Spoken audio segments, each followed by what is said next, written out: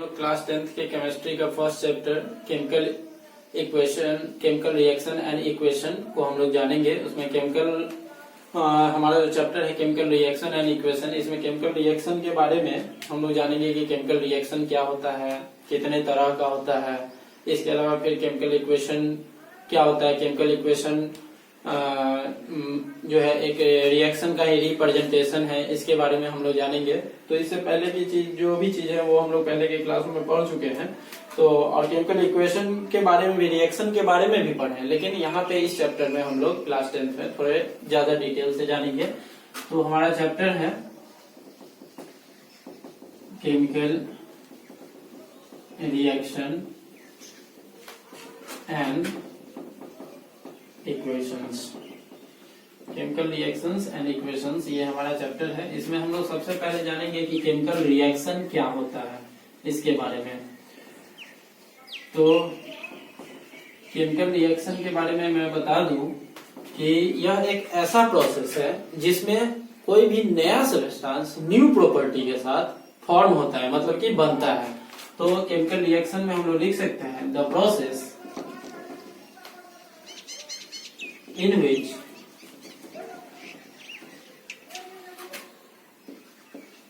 new substance with new properties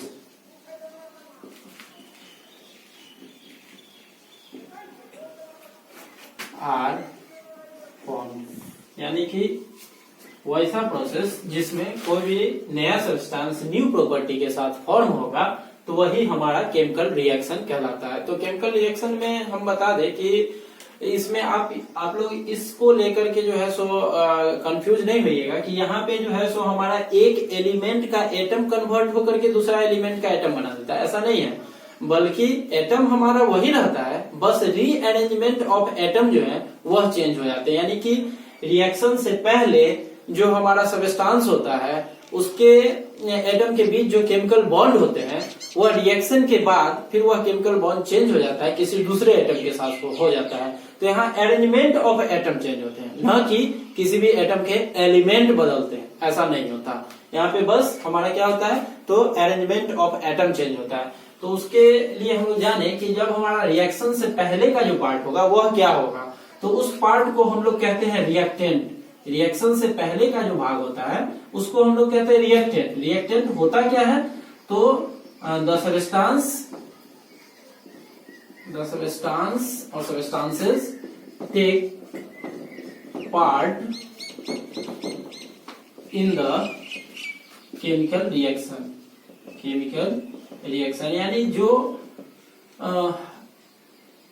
chemical reaction में जो substance भाग लेगा वही हमारा रिएक्टेंट कहलाता है।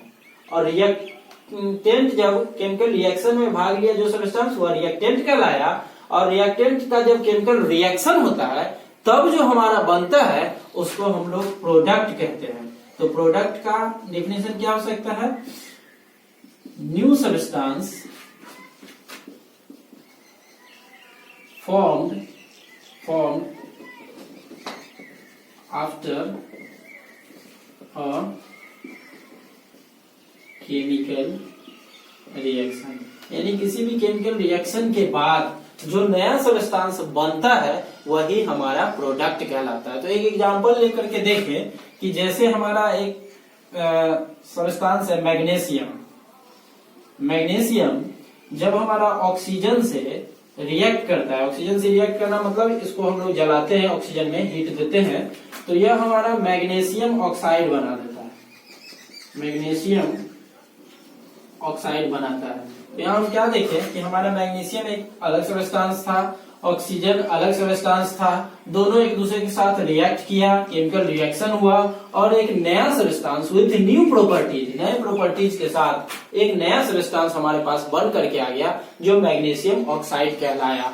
हालांकि इसका सिंबॉलिक फॉर्म भी है, लेकिन वो हम लोग जानेंगे केमिकल इक्वेशन में। तो यहाँ पे हम लोग केमिकल रिएक्शन में यही देखें कि एक हमारा नया सब्सटेंस जो है, दो सब्सटेंस एक साथ कंबाइन हुआ और एक नया सब्सटेंस बना दिया। तो यह हमारा जो नया सब्सटेंस जो है इसके प्रॉपर्टी टोटली डिफरेंट होते हैं इस दोनों के प्रॉपर्टी से। तो इसके प्रॉपर्टी से मैग्नीशियम और ऑक्सीजन के प्रॉपर्टी से मैग्नीशियम ऑक्साइड का प्रॉपर्टी टोटली डिफरेंट होता है। तो इस तरह से कह सकते हैं कि यह जो यहाँ जो है सो केमिकल रिएक्शन हुआ। फिर आगे हम लोग जानेंगे कैरेक्टरिस्टिक्स ऑफ केमिकल रिएक्शन, यानी कैसे जानेंगे कि कहीं पे केमिकल रिएक्शन हो रहा है, इसके बारे में।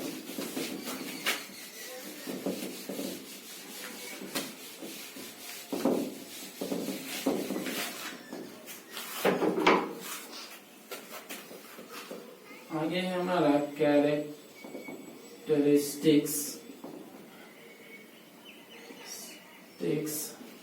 ऑफ केमिकल रिएक्शन, यानी कि कहीं भी हम लोग दो सबस्टांस को मिला दे तो वहां मिक्सचर भी बनता है जब तक कोई न्यू सबस्टांस न फॉर्म हो। लेकिन कैसे जानेंगे कि दो सबस्टांस के मिलाने से हमारा केमिकल रिएक्शन हुआ, यह कैसे पता चलेगा? तो इसके कैरेक्टरिस्टिक्स से पता चलेगा। तो इसका कैरेक्टरिस्टिक्स क्या क्या है? तो सबसे पहला कैरेक्टरिस्टिक्स है हमारा formation of gas.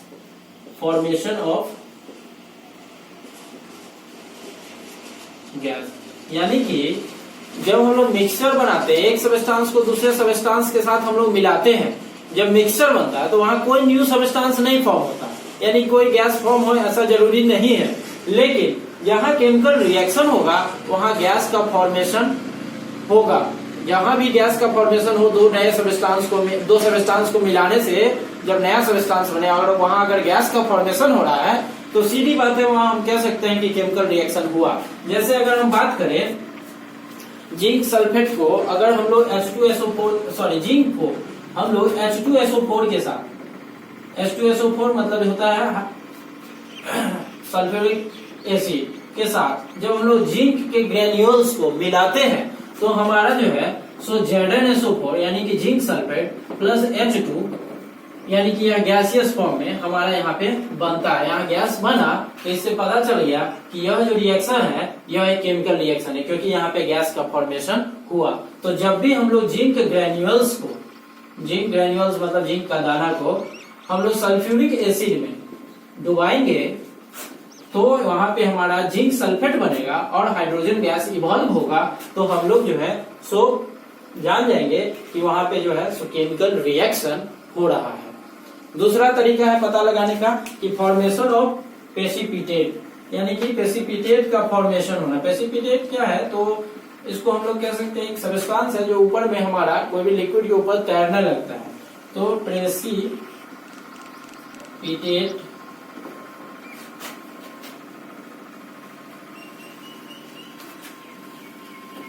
Formation of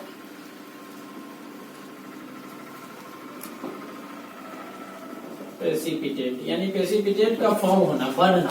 तो प्रेसिपिटेट का फॉर्म कहाँ? जैसे अगर हम लोग देखें कि हमारा पोटेशियम आयोडाइड है, पोटेशियम आयोडाइड को अगर हम लोग लेड नाइट्रेट में अगर हम मिला दें, लेड नाइट्रेट के साथ अगर हम मिला दें पोटेशियम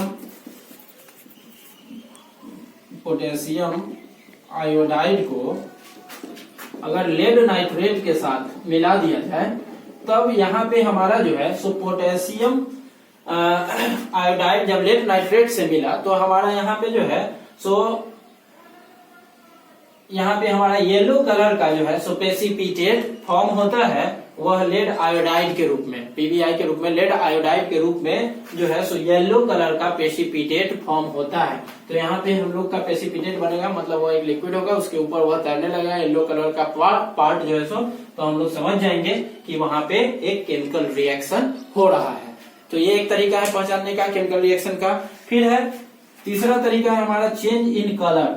चेंज इन कलर यानी कि कलर में बदलाव आ जाएगा। जब कोई केमिकल रिएक्शन होगा तो केमिकल रिएक्शन में जब जो रिएक्टेंट होंगे वह रिएक्टेंट जब एक दूसरे के साथ रिएक्ट करेंगे तो रिएक्ट करने के बाद उसका जो पहले जो कलर था, जैसे हम लोग अगर बात करें तो पोटेशियम परमैंगनेट का पर्पल कलर होता है, उसको उसका जब रिएक्शन करवाया जाता है किसी सब्सटेंस के साथ तो वह कलरलेस हो जाएगा, मतलब उसका जो पर्पल कलर है वो गायब हो जाएगा। तो जब भी किसी भी रिएक्टेंट का रिएक्शन करने के बाद उसके कलर में चेंजिंग आ जाए या कलर गायब हो जाए, कलरलेस हो जाए, तो वहां पे भी हमारा केमिकल रिएक्शन होता है।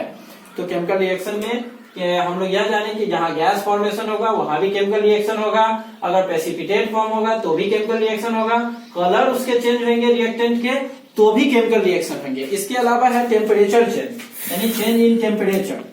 चौथा जो है सो हमारा है चेंज इन टेम्परेचर, टेम्परेचर भी बदलता है। कभी कभी केमिकल रिएक्शन में हमारा टेम्परेचर भी बदलता है। जैसे अगर हम बात करें कैल्शियम ऑक्साइड की CaO, और इसको जब हम लोग H2O यानी वाटर के साथ मिलाते हैं, सिलेक्ट लाइन को हम लोग जब वाटर के साथ मिलाते हैं तो हमारा जो लाइन बनता है यहाँ पे वो CaOH का होल ट्वाइस बन जाता है, ठीक है। और यह जो है सो और यहाँ पे इसके अलावा हीट इवॉल्व होता है, इसके अलावा हीट इवॉल्व होता है। तो जब भी हमारा कैल्शियम ऑक्साइड जो है वाटर के साथ रिएक्ट करता है तो वहां पे हीट इवॉल्व होता है, मतलब उससे गर्मी निकलेगा, हीट टेम्परेचर उसका बढ़ जाएगा। तो वहां पे जैसे ही टेम्परेचर इंक्रीज हुआ तो भी हम कह सकते हैं कि वहां केमिकल रिएक्शन हुआ। तो जब भी किसी रिएक्टेंट के रिएक्शन के बाद जो न्यू सबस्टेंस बने और उसके टेम्परेचर में या तो इंक्रीज आ जाए या डिक्रीज हो जाए तो वहां पे हमारा केमिकल रिएक्शन होता है। फिर है हमारा स्टेट चेंज। स्टेट चेंज होना यानी change in state, change in state. तो चेंज इन स्टेट की बात करें तो यह जो है सो हमारा वैसे फिजिकल चेंज में भी यह देखने को मिलता है कि जैसे हमारा सॉलिड है उसको हम लोग गर्म किए तो वह लिक्विड में कन्वर्ट हो गया, वहां भी होता है। लेकिन जब किसी दो सबस्टेंस को हम लोग मिलाएं और वह सबस्टेंस का जब प्रोडक्ट बना, वह प्रोडक्ट का स्टेट चेंज हो जाए। जैसे पहले मान लीजिए कि हमारा वह गैसियस फॉर्म में था और रिएक्शन करने के बाद अगर वह सॉलिड फॉर्म में हो जाए, या फिर पहले हमारा सॉलिड फॉर्म में था रिएक्शन के बाद गैसियस फॉर्म में चला जाए। तो जब कोई सबस्टेंस का रिएक्टेंट का रिएक्शन करने के बाद जो प्रोडक्ट बनेगा और उसके स्टेट में अगर चेंजिंग आ जाएंगे तो वह भी हमारा केमिकल रिएक्शन को बताता है। तो केमिकल रिएक्शन को हम लोग इस 5 तरह से पहचान सकते हैं कि अगर हमारा गैस का फॉर्मेशन हो तो केमिकल रिएक्शन है, अगर प्रेसिपिटेट का फॉर्मेशन हो तो केमिकल रिएक्शन है, अगर चेंज इन कलर हो तो केमिकल रिएक्शन है, अगर चेंज इन टेम्परेचर हो तो केमिकल रिएक्शन है, अगर चेंज इन स्टेट हो तो भी केमिकल रिएक्शन है। तो इतने तरह से हम लोग केमिकल रिएक्शन को पहचान सकते हैं। आगे फिर हम लोग बात करते हैं केमिकल इक्वेशन का। केमिकल इक्वेशन क्या होता है?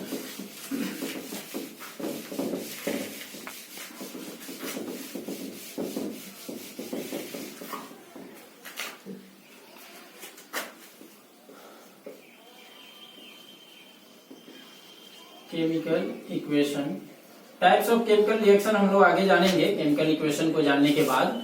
तो केमिकल इक्वेशन क्या होता है, तो इसके बारे में हम कह सकते हैं कि representation of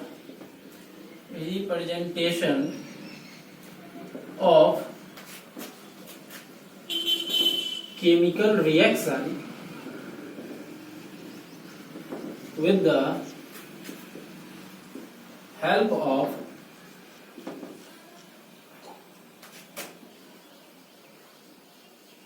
symbols and formula of the substance used in it। यानी किसी भी केमिकल रिएक्शन के रिप्रेजेंटेशन को सिंबल और फॉर्मूला के साथ, जो भी उसमें सबस्टेंस यूज हो रहा है उसके सिंबल और फॉर्मूला के साथ जब रिप्रेजेंटेशन किया जाए किसी भी केमिकल रिएक्शन का तो वही हमारा केमिकल इक्वेशन है। जैसे हम सबसे पहला जो एग्जांपल दिए थे कि मैग्नीशियम है हमारा, और यह मैग्नीशियम अगर हमारा ऑक्सीजन के साथ रिएक्शन करता है तो मैग्नीशियम ऑक्साइड बना देता है, मैग्नीशियम ऑक्साइड बनाता है। ऐसा हम लोग जाने हैं, रिएक्शन किया तो मैग्नीशियम यानी कि हीट के द्वारा ये रिएक्शन करता है तो मैग्नीशियम ऑक्साइड बनाया। तो यहाँ पे जो यह मैग्नीशियम है, इस मैग्नीशियम का सिंबल हमारा Mg होता है, ऑक्सीजन का हमारा सिंबल O2 होता है, और यह रिएक्शन किया तो मैग्नीशियम ऑक्साइड का MgO हुआ। तो यहाँ पे हम क्या देखें कि यह मैग्नीशियम का सिंबल था Mg, ऑक्सीजन का था O2 और मैग्नीशियम ऑक्साइड का था MgO। तो इस तरह से जब मैग्नीशियम ऑक्सीजन से रिएक्शन किया तो मैग्नीशियम ऑक्साइड बनाया। तो इस केमिकल रिएक्शन को इसमें जो सबस्टेंस यूज हुए हैं उसके सिंबल और फॉर्मूला से जब रिप्रेजेंट किया गया तो यही हमारा केमिकल इक्वेशन कहलाता है। तो इस तरह से हम लोग केमिकल इक्वेशन को उसके सिंबल और फॉर्मूला के द्वारा रिप्रेजेंट कर सकते हैं। फिर आगे हम बात करें कि किसी भी केमिकल इक्वेशन को फिर हमारा जो है सो बैलेंस भी करना पड़ता है, यानी कि balancing of a chemical equation. किसी भी केमिकल इक्वेशन को हमको बैलेंस भी करना होता है। जैसे यही हमारा था Mg और इधर था O2, रिएक्शन किया तो हमारा बनाया MgO। तो यहाँ हम क्या देखें कि ऑक्सीजन हमारा 2 था लेकिन यहाँ ऑक्सीजन 1 ही है, तो आखिर एक ऑक्सीजन कहाँ जाएगा, वो गायब तो नहीं हो जाएगा। तो यहाँ पे हमारा जो है सो 2 लगाते हैं, जिस 2 लगाने से क्या हुआ कि ये होल हो गया, ये 2 पूरे का हो गया, यानी Mg के लिए भी और ऑक्सीजन के लिए भी। लेकिन जैसे ही 2 लगाए तो हमारा मैग्नीशियम भी 2 हो गया, ऑक्सीजन भी 2 हो गया। तो ऑक्सीजन तो इधर 2 था तो हमारा क्लियर, लेकिन Mg यहाँ पे हमारा इधर 1 ही था लेकिन यहाँ 2 लगाए तो 2 हो गया, तो इसलिए यहाँ भी 2 लगा देंगे, तो इधर भी 2 Mg और इधर भी 2 Mg। तो इसी को हम लोग बैलेंसिंग कहते हैं, यानी कि same number of atoms in the reactants is equals to the same number of atoms in the product. अगर ऐसा है तो वह हमारा केमिकल इक्वेशन बैलेंस है। तो बैलेंस होने का मतलब है कि प्रोडक्ट में जितने भी एटम होंगे उतना ही एटम आपका रिएक्टेंट में भी होना चाहिए, चाहे वह कोई भी सब्सटेंस का फॉर्मेशन हो, न्यू सब्सटेंस कोई कुछ भी हो, लेकिन नंबर ऑफ एटम अगर हमारा इक्वल है तो फिर वह केमिकल इक्वेशन हमारा बैलेंस है। तो बैलेंस करने के लिए जो भी हमारा केमिकल इक्वेशन है दिया रहेगा उसमें हम लोग नंबर ऑफ एटम को ही देखेंगे। जैसे यहीं पे हमारा Mg रिएक्टेंट का और ऑक्सीजन, ये हमारा रिएक्टेंट की बात करें तो रिएक्टेंट में ये हमारा 1 था और ये 2 था, और अगर प्रोडक्ट में जाएं तो प्रोडक्ट में ये 1 था और यह भी 1 था। तो अगर इसमें हम लोग एक साथ 2 से मल्टीप्लाई किए तो दोनों हमारा 2 हो गया, ये भी 2 हो गया था, ये भी 2 हो गया था, तो ये ऑलरेडी 2 था तो ये तो हमारा इक्वल हो गया, लेकिन ये 2 हुआ तो यहाँ भी हमको 2 लगाना पड़ा। तो इस तरह से हम लोग किसी भी केमिकल इक्वेशन को बैलेंस कर सकते हैं। इसके अलावा केमिकल इक्वेशन को और भी ज्यादा इंफॉर्मेशन के साथ आप दिखा सकते हैं। जैसे हम एक इक्वेशन ले लें, केमिकल इक्वेशन को मोर इंफॉर्मेटिव बनाया जा सकता है। मोर इंफॉर्मेटिव बनाने के लिए क्या है कि जब हमारा गैस का फॉर्मेशन हो तो हम लोग ऊपर की तरफ एरो दिखाते हैं। जैसे एक एग्जांपल ले लें, Zn प्लस H2SO4। तो इसमें हमारा जो बना था ZnSO4 जिंक सल्फेट बना था और H2 गैस आया था। तो गैस को हम लोग ऊपर की तरफ दिखा दें तो इससे पता चल जाता है कि यह गैस है। इसके अलावा इसके स्टेट को हम दिखा दें कि यह हमारा सॉलिड स्टेट में है तो यहाँ S लिख देंगे, यह हमारा लिक्विड स्टेट में है, एक्वस स्टेट में है तो यहाँ AQ लिख देंगे, यह हमारा सॉलिड स्टेट में है जिंक सल्फेट, लिक्विड स्टेट में है तो लिक्विड या एक्वस में है तो AQ, एक्वस मतलब वाटर में सॉल्युबल, और यह गैसेस स्टेट में है तो यहाँ G लिख देंगे। तो इस सब तरह से आप किसी भी केमिकल इक्वेशन को और भी ज्यादा इंफॉर्मेटिव यानी कि उसका इंफॉर्मेशन को बढ़ा सकते हैं। कैसे बढ़ा सकते हैं? तो उसके स्टेट को लिख करके कि वह किस स्टेट में, सॉलिड में है, लिक्विड में है, गैसेस स्टेट में है या एक्वस, एक्वस मतलब कि वह पानी में घुला हुआ डिजोल्व है। तो इस सब तरह से जो है सो आप उसके इंफॉर्मेशन को बढ़ा सकते हैं। अगर कहीं गैस का फॉर्मेशन हो रहा है तो ऊपर की ओर एरो दे करके दिखा सकते हैं। अगर प्रेसिपिटेट का फॉर्मेशन हो रहा है तो नीचे की ओर एरो दे करके दिखा सकते हैं। अगर हीट इवॉल्व हो रहा है तो प्लस हीट लिख सकते हैं। हीट अगर इक्वेशन में देना पड़ रहा है, रिएक्शन में देना पड़ रहा है तो प्लस हीट रिएक्टेंट के तरफ लिख सकते हैं। तो इन सब तरीका से हम लोग किसी भी केमिकल इक्वेशन को और भी ज्यादा इंफॉर्मेटिव बना सकते हैं। आगे फिर हम लोग आज के लिए इतना ही। आगे हम लोग नेक्स्ट डे जो है सो केमिकल रिएक्शंस के टाइप को जानेंगे। धन्यवाद।